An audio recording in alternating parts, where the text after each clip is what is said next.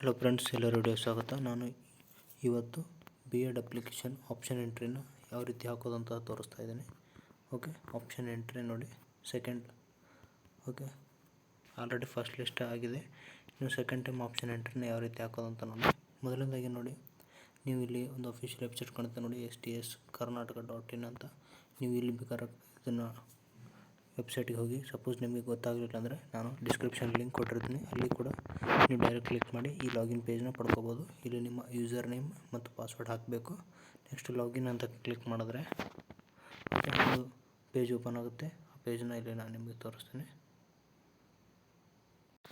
ಇಲ್ಲಿ ನೋಡ್ತಾ ಇದ್ದರೆ ನೆಕ್ಸ್ಟ್ ಈ ರೀತಿ ಬರುತ್ತೆ. ಇಲ್ಲಿ ನೀವು ಪ್ರಿಫರೆನ್ಸ್ ಅಂತ ಇದ್ರ ಮೇಲೆ ಕ್ಲಿಕ್ ಮಾಡಿದ್ರೆ ಈ ರೀತಿ ಬರುತ್ತೆ.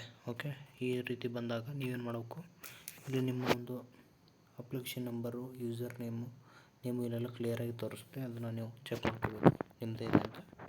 ಓಕೆ, ನೆಕ್ಸ್ಟು ಇಲ್ಲಿ ನಿಮ್ಮ ಒಂದು ಡಿಸ್ಟಿಕ್ನ ಸೆಲೆಕ್ಟ್ ಮಾಡಬೇಕು, ಯಾವ ಡಿಸ್ಟಿಕ್ ಅಪ್ಲೈ ಮಾಡ್ತೀರಾ. ನೆಕ್ಸ್ಟು ಆಲ್ರೆಡಿ ಸೀಟ್ ಮ್ಯಾಟ್ರಿಕ್ಸ್ ಒಂದು PDF ಕೂಡ ಇದೆ, ಅದನ್ನು ಡೌನ್ಲೋಡ್ ಮಾಡ್ಕೊಳ್ಳಿ. ಇಲ್ಲಾಂದರೆ ಅದನ್ನು ಕೂಡ ನಾನು ನಮ್ಮ ಒಂದು ವಾಟ್ಸಪ್ ಗ್ರೂಪ್ ಅಥವಾ ನಮ್ಮ ಟೆಲಿಗ್ರಾಮ್ ಗ್ರೂಪಲ್ಲಿ ನಾವು ಹಾಕಿರ್ತೀವಿ, ಯಾವುದರಲ್ಲಿ ಬೇಕಾದ್ರೂ ಜಾಯ್ನ್ ಆಗ್ಬೋದು.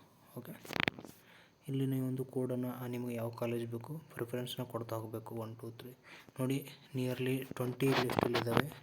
ಓಕೆ, ಈ 20 ಬಿಟ್ಟು ನೀವು ಇನ್ನೂ ಜಾಸ್ತಿ ಬೇಕು ಅಂದರೂ ಕೂಡ ಇಲ್ಲಿ ಒಂದು ಆಪ್ಷನ್ ಬಂದಿರುತ್ತೆ, ಆ್ಯಡ್ ಇನ್ಸ್ಟಿಟ್ಯೂಟ್ ಅಂತ.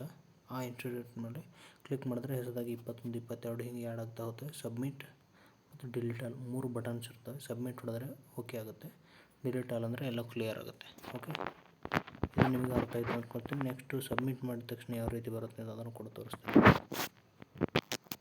ಓಕೆ, ಇಲ್ಲಿ ನೋಡಿ, ಈ ಒಂದು ಇಮೇಜನ್ನು ಕ್ಲಿಯರಾಗಿ ಕಾಣಿಸ್ತಾ ಇದೆ.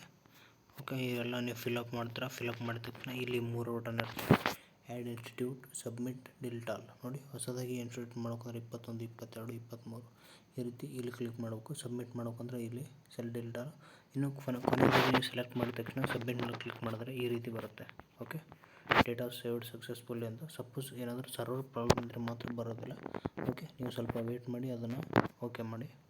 ಡೇಟಾ ಸೇವ್ಡ್ ಸಕ್ಸಸ್ಫುಲ್ಲಿ ಅಂದ ತಕ್ಷಣ ಓಕೆ ಅಂತ ಕ್ಲಿಕ್ ಮಾಡಿ, ಮುಗಿತು. ಇಲ್ಲಿಗೆ ಆಪ್ಷನ್ ಎಂಟ್ರಿ ಹಾಕಿದ್ದು ಆಯಿತು. ನಿಮ್ಮ ಮೊಬೈಲಲ್ಲಿ ಕೂಡ ಈಸಿಯಾಗಿ ಒಂದು 2 ನಿಮಿಷದಲ್ಲಿ ಹಾಕಬೇಕು.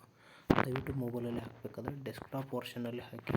ಮೊಬೈಲ್ ವರ್ಷನ್ ಅಂದರೆ ಈ ಕ್ರೋಮಲ್ಲಿ ಸೆಟ್ಟಿಂಗ್ ಇರುತ್ತೆ ನೋಡಿ, ಡೆಸ್ಕ್ಟಾಪ್ ವರ್ಷನ್, ಅದ್ರ ಮೇಲೆ ಕ್ಲಿಕ್ ಮಾಡಿ ನೀವು ಡೆಸ್ಕ್ಟಾಪ್ ವರ್ಷನಲ್ಲಿ ಅಪ್ಲಿಕೇಶನ್ ಹಾಕಿ, ಯಾವುದೇ ತೊಂದರೆಗಳಾಗಲ್ಲ. Okay, thank you. Please subscribe my channel and support my. Thank you.